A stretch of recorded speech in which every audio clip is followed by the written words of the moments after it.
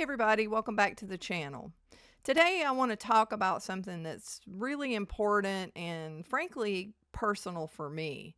It's regarding the ongoing health crisis of Jordan Peterson. Now he's been sick for a while now, and I did a video covering his daughter Mikhaila's previous update video, but she did a new one today titled December 2025 Jordan Peterson General Update. But this video isn't really just about his health. I feel like his specific health issues have spawned a long overdue, wider discussion about chronic illness, the medical establishment, and a big problem in Western medicine today, which is doctor worship. I'm going to react to Mikhaila's update, and then I'm going to share my story of how the diet that helped Jordan Peterson, the carnivore diet, allowed me to resolve a similar mystery condition that held me captive for nearly 2 decades, right here on the Carnivore Science Channel.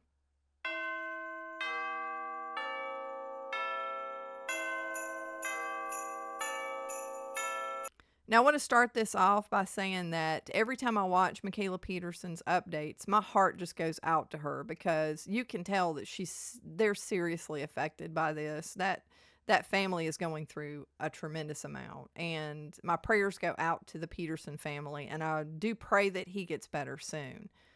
In this update that she did, it's really kind of short and it's very high level, but it brings up this broader topic that I want to focus on.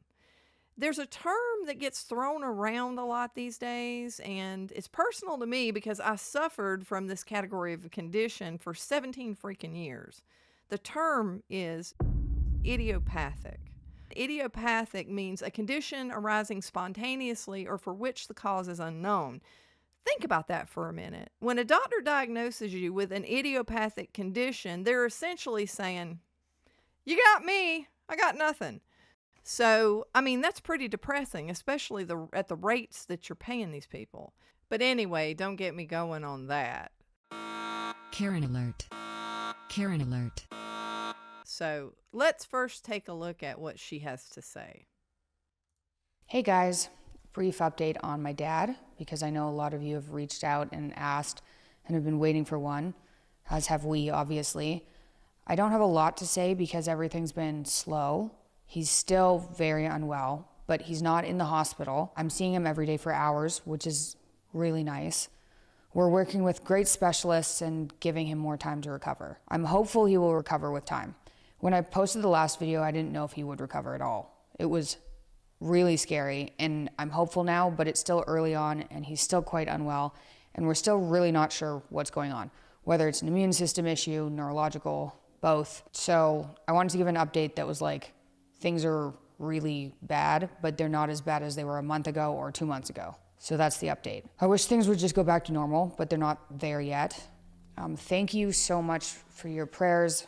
We need them. I'll let you guys know as soon as I can if anything changes. Hopefully he's on the road to recovery.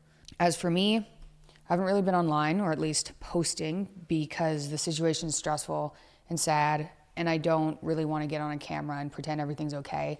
So I've basically been offline really since last February with the pregnancy, then Audrey, my 7-month-old now, getting incredibly sick, then dad getting sick. Audrey, on the other hand, is doing really well. Praise God for that. We still aren't sure what happened. Like, she almost died from a heart issue, even though her heart is normal. She was diagnosed with idiopathic pulmonary hypertension, and that seems... There's a lot of idiopathic being used in the discussions around a lot of the Peterson family. Like his condition, there's a lot of idiopathic conditions. I think she's actually experienced conditions that were diagnosed as idiopathic, like you could figure it out. And then the baby's thing was really wild. So to hear what happened to that baby is horrifyingly scary. So just peculiar situation here. Seems to have been a one-off freak incident that hasn't repeated. So like I said, praise God for that. Jury's still out if there's a long-term problem that they just can't find. I'll probably be paranoid about it until she's 20. But so far, at least that's under control. The plan for content is to start the podcast up in January. I've recorded 2 episodes that I would really like to release and catch everyone up on the last year of what my family's been going through. I plan to do a pregnancy episode about all things pregnancy and postpartum when I was pregnant, but it was such a difficult pregnancy that I will get into on that episode that I couldn't record the episode. But I'll catch up on that and do a few Q&As and launch the podcast hopefully in January. That's the plan anyway. I'm not going to do another dad update until something changes more significantly with him, hopefully for the better. But as soon as he's doing better, like I said, you guys will know. The only thing I've really been able to keep up with throughout this period is Peterson Academy, which has been going incredibly well. I'll do a dedicated video on that too, because I haven't gone into details and I'm really proud of what we've built. We have 70 courses now, like 8-hour courses. There are a couple of 12-hour courses. There's one 6-hour course, but we have 70 courses now on the platform. We launched with 18. We launched our mobile app about 3 weeks ago. We hired some more people. The whole team, really, everyone working is super motivated to provide great education and a community, and they're all really good, hardworking people. We've been working on this more than full-time since 2022, and we now have a core group of people that we spent years looking for that are basically 1 in 10,000 rare, maybe more, extremely talented. It's hard to find very talented people. So Peterson Academy is going incredibly well, and it's going to continue going incredibly well, Lord willing. Dad's spending his time actually watching the courses now, which is very cool.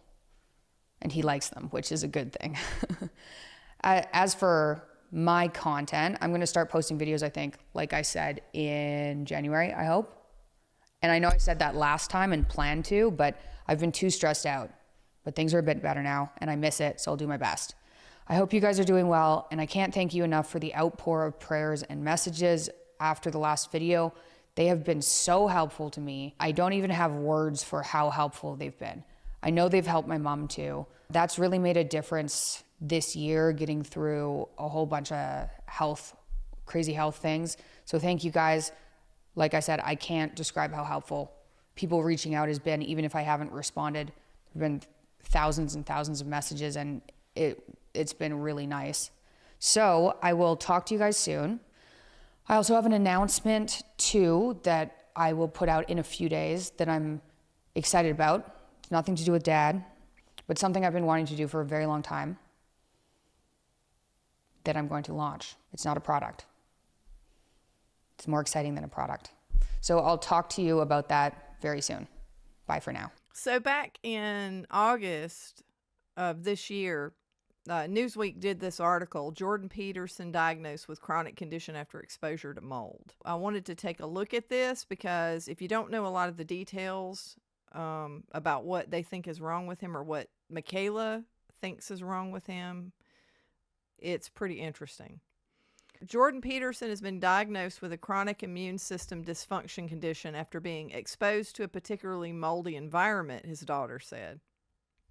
Michaela Peterson said in a post on X, formerly Twitter, that her father has chronic inflammatory response syndrome, or CIRS, due to a genetic predisposition that causes the immune system to have an inability to identify and detoxify mold or bacteria in indoor air. She said that Jordan Peterson had been experiencing severely flared symptoms after being exposed to mold while cleaning out her grandfather's house after he passed away.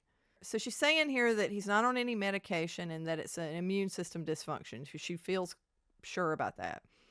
CIRS, chronic inflammatory response syndrome, is what has been behind his multiple health issues and random severe allergies and food sensitivities over the years. Michaela Peterson continued, he's really been suffering from this badly since 2017. We just didn't know what it was called. Only eating meat helped keep the symptoms under control, but it hasn't been enough recently. CIRS, as described by clinicians and clinics associated with environmental and functional medicine, is a multi-system condition they link to exposure to biotoxins, commonly from water-damaged buildings and to certain genetic HLA subtypes. It is characterized by clusters of symptoms including fatigue, cognitive difficulties, respiratory complaints, joint pain, and heightened sensitivities.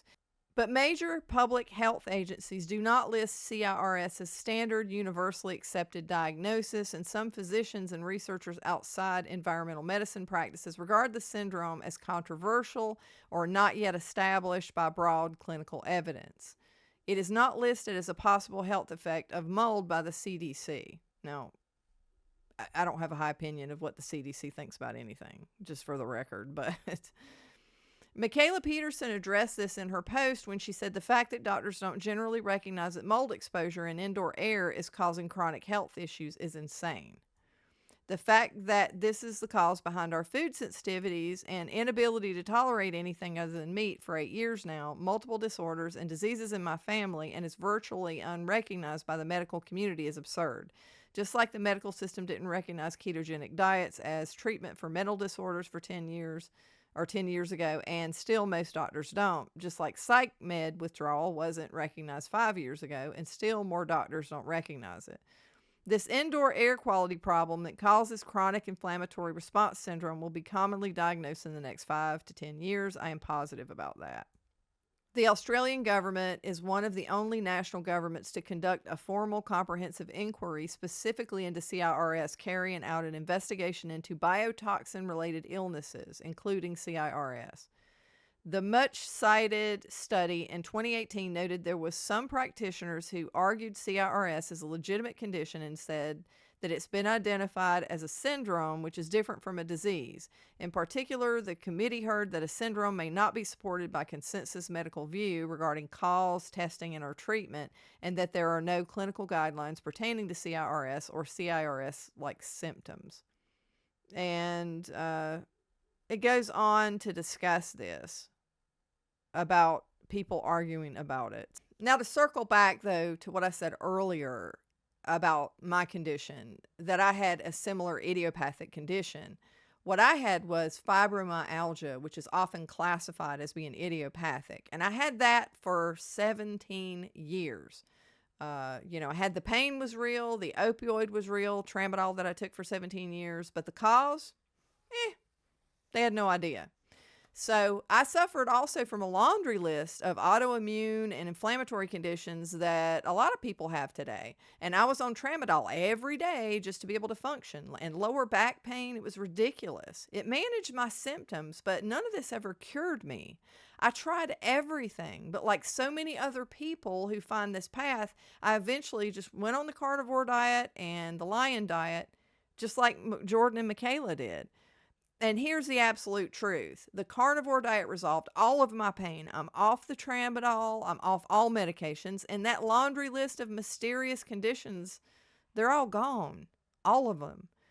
If my fibromyalgia was truly of unknown cause, idiopathic, then why did an elimination diet focused purely on animal products cure it? It's illogical.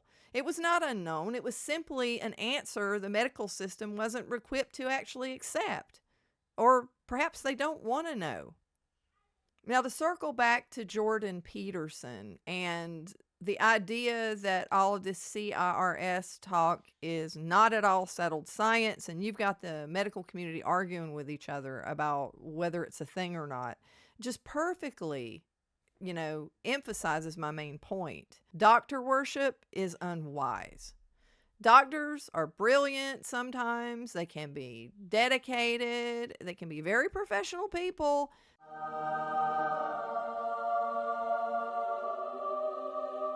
But they're operating within a very strict profit-driven system, what I call the medical industrial complex. Now, that complex I was speaking of has zero incentive to actually find out why people are suffering from all these idiopathic conditions. Why do I say that? Well, the solution might turn out to be free, accessible, and you can't patent it. And it might just be the garbage food that you're putting in your mouth. If they admitted that the bulk of these chronic, mysterious, inflammatory, and autoimmune conditions are caused by the highly processed, seed oil-laden, sugar-filled diet that we've been told is healthy, their entire bottom line would collapse. This is why so many people are just going on a simple carnivore diet and resolving their mysterious, life-crippling autoimmune conditions. They could not find help anywhere else, to put it bluntly. Now, let me address something that I guarantee will happen. the media, if they haven't already, will smell the blood in the water, no pun intended, and blame his current health struggle, Jordan Peterson that is, on the carnivore diet. It makes no logical sense to do that, though. He reversed almost all of his crippling medical conditions going on the lion diet years ago. I mean, that's the reason he's able to function the way he was.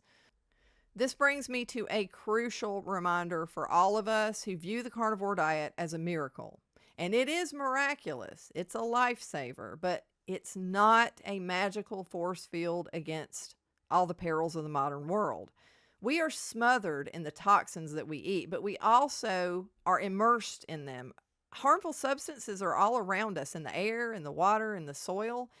This is a price we pay for convenience and modernization, and all these things will impact our health. It's nearly impossible to avoid entirely. But as I always say, do what you can do. One example of that is that microplastics are a big problem these days. They're being found all over in the human body. There are a lot of sources, but one small thing that you can do to avoid plastics as much as possible is just try to avoid anything plastic that you drink or eat out of in general. Now, I love my coffee and I use a Keurig, but I realized that I didn't have to superheat a plastic pod and consume those extra microplastics every day. So I bought a simple stainless steel K-cup holder and I fill it with my own coffee. Now, it's a small, manageable change, but it's something I can do. We start there and we just try to improve every day. It's really all any of us can do. So let me know what you think of Mikhaila's update. Have you resolved an idiopathic condition on the carnivore diet? Let me know in the comments below. And if you found this video helpful, please hit that like button and make sure to subscribe and hit the notification bell so that you don't miss any upcoming videos or live streams. Thank you for watching, and I'll see you guys in the next video. Bye.